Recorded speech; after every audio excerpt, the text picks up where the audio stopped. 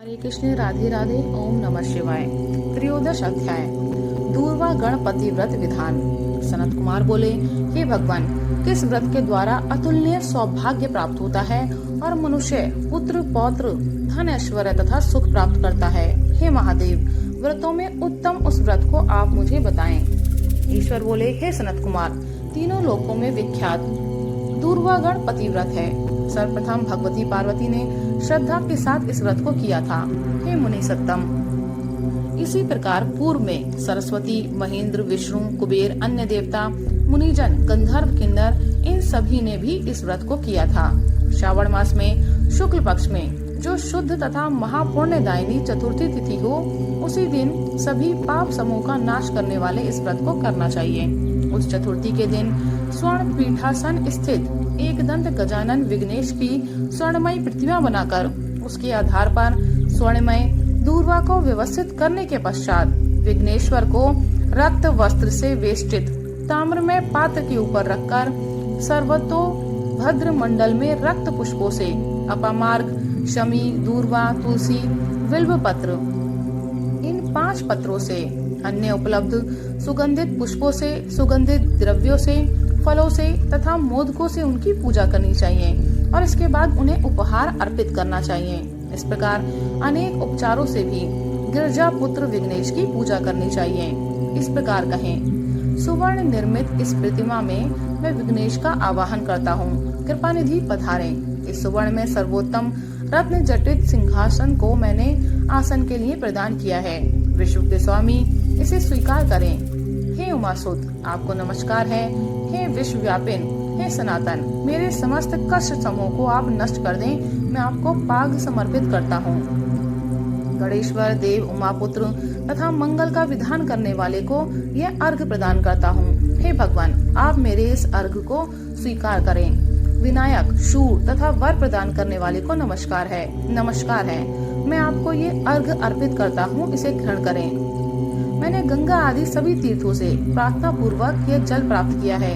हे सुरपुंगव, आपके स्नान के लिए मेरे द्वारा प्रदत्त इस जल को स्वीकार कीजिए। सिंदूर से चित्रित तथा कुमकुम से रंगा हुआ यह वस्त्र युग्म आपको दिया गया है, इसे आप ग्रहण करें। लंबोदर तथा सभी विघ्नों का नाश करने वाले देवता को नमस्कार है।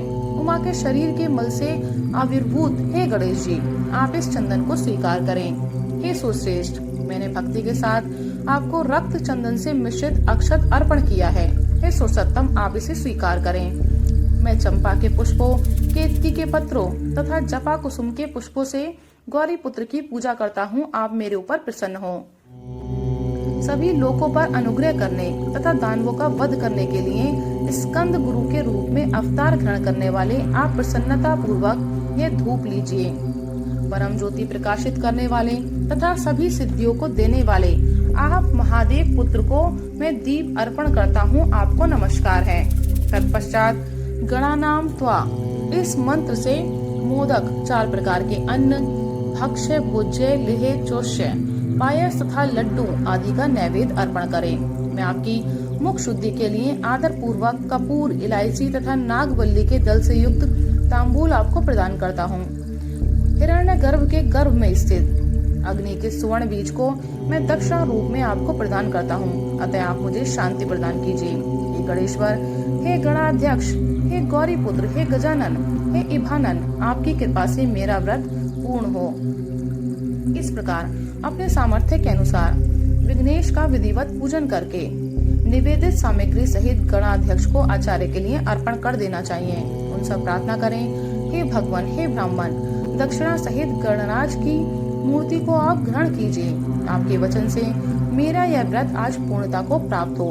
जो मनुष्य 5 वर्ष तक इस प्रकार व्रत करके उद्धापन करता है, वे वांछित मनोरथों को प्राप्त करता है और देहांत के बाद शिवलोक जाता है। अथवा 3 वर्ष तक जो इस व्रत को करता है, वह भी सभी सिद्धियां प्राप्त करता है।